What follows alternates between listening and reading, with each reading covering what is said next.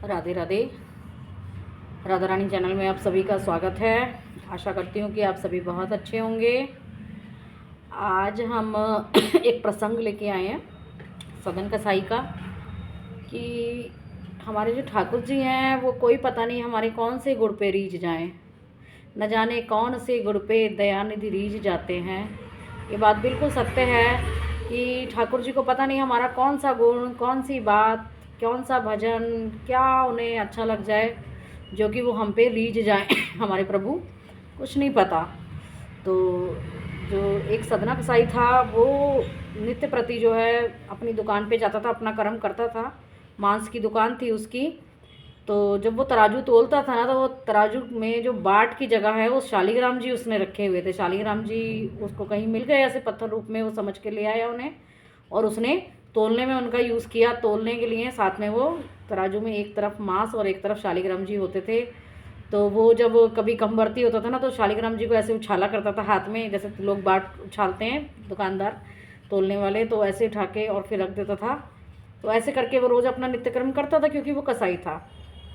तब एक दिन वहाँ से एक पंडित जी गुजर रहे थे। उन्होंने देखा कि नाक उन्होंने ढक ली और बड़े उससे निकले, क्योंकि जो मांस मछली नहीं खाता है उसको तो बहुत ऑड लगता है, बहुत अजीब लगता है कि कहाँ मैं। वो उधर से निकल रहे थे, उन्होंने देखा कि इसके तराजू में जो है शालिग्राम जी विराजमान है। वो उसकी दुकान पे गए, कहते भैया ऐसा है, ये जो पत्थर है तुम्हारा ये हमको दे दो। कहते तुम इस पत्थर का लेके क्या करोगे? कहते ये हमारे भगवान है, ये शालिग्राम महाराज जी हैं और मैं इनको लेके जाऊँगा, इनको सेवा में रखूँगा, तो मैं सेवा करूँगा इनकी, और आप जो है इनको मुझे दे दो प्लीज़। तो वो कहता कोई बात नहीं, चलो ले जाओ आप। उसने जो थे शालिग्राम जी उनको दे दिए। पंडित जी घर ले आए, उनका अच्छे से स्नान किया, जल से, दूध से, दही से, घी से, सब तरह से उनको शुद्ध करके और चांदी के आसन पे विराजमान किया मंदिर में। और उनकी पूजा अर्चना, भोग, 36 पकवान, तुलसी दल की मालाएं तुलसी दल, ऐसे उनको काफ़ी कुछ अर्पित किया प्रभु को।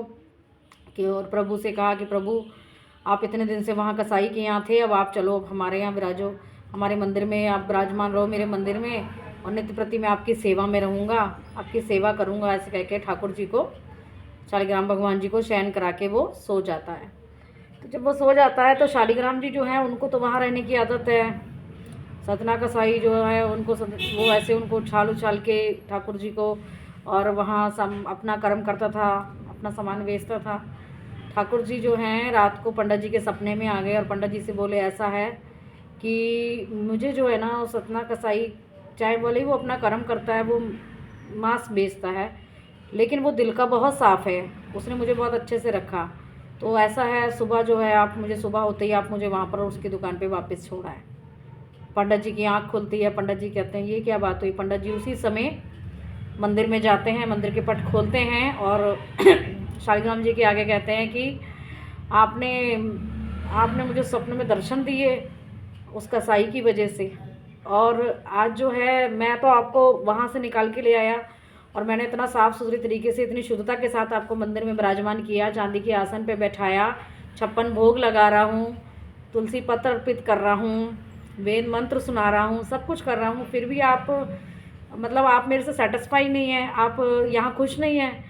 तो और आपने हमारे लिए तो इतने नियम बना रखे हैं कि हम बिना नहाए धोए पूजा पाठ नहीं करनी है, भोग नहीं बनाना है, भोग अर्पण करना है, आपको वेद मंत्र सुनाने हैं, सब कुछ करना है, वो तो कुछ भी नहीं करता है। तो जो भगवान शालिग्राम जी होते हैं वो उसके समक्ष आके कहते हैं कि जब वो मुझे अपने तराजू में रखता है ना और मैं ऐसे लुढ़कता हूँ, तो मुझे वो लुढ़कना बहुत अच्छा लगता है, और जब वो मुझे ऐसे उछालता है तो मुझे वो उछलना बहुत अच्छा लगता है। तो तुम जो है मुझे वहाँ पर छोड़ आओ। तो सदन कसाई जो है उसने क्या किया? कुछ भी नहीं किया, सिर्फ वो तो अपना कर्म ही कर रहा है ना, लेकिन ठाकुर जी उसके कर्म से रिझे हुए हैं, क्योंकि वो अपना कर्म कर रहा है। जो उसका कर्म है, वो कसाई है, उसका कर्म है, वो पंडित है तो उसका कर्म पूजा पाठ करना है। हम इंसान हैं, हमारे जो कर्म है हम वही करेंगे। जिसको भगवान ने जिस कर्म के निमित्त पैदा किया है वो बंदा वही कर्म करेगा। मगर भगवान हमारे जो ठाकुर जी हैं वो इतने चंचल हैं और इतने कृपालु हैं, कुछ नहीं पता वो हमारे कौन से गुड़ पे रीझ जाएं, उन्हें क्या, हमारी क्या चीज़ पसंद आ जाए। तो इसलिए प्रभु की सेवा में हमेशा रहना चाहिए, प्रभु से कभी दूर नहीं रहना चाहिए, क्योंकि हम कुछ नहीं पता कि हमारे ठाकुर जी जो हैं कब कृपा कर दें, कब हमें अपना लें। मैं वृंदावन जाती हूँ तो जब हम वहाँ से वापस आते हैं ना, तो इतना मन ख़राब होता है कि बस प्रभु जी हमें 2 दिन का ही वास दिया था, 2-4 दिन और रह लेते तो कितना अच्छा लगता, मगर नहीं। फिर इस बात का शुक्र हम मनाते हैं, इस बार का मतलब हम वहाँ पर से जब आते हैं ना, फिर हम इस बात का आभार प्रकट करते हैं कि चलो एक बार मन में विचार आता है, मन जो है वो 2 विचारों की तरफ भागेगा, एक अच्छा और एक बुरा। तो मन में एक बार ये विचार भी आता है कि बस 2 ही दिन, और एक मन में विचार क्या आता है कि कृपा उन्होंने इतनी की, हमारी श्री जी की इतनी कृपा थी, उन्होंने इतनी कृपा बरसाई कि जो है हमें 2 दिन का वास दिया।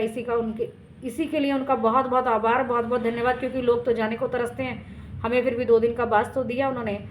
इतनी हम पे कृपा दिखाई, हमारी पता नहीं किस बात पे वो रीझे जो उन्होंने हमें इतनी हम पे कृपा की कि हमें 2 दिन का वास वृंदावन का मिल जाता है। तो ये उनका आभार है, ये मेरी श्री जी की कृपा है, मेरे ठाकुर जी की कृपा है।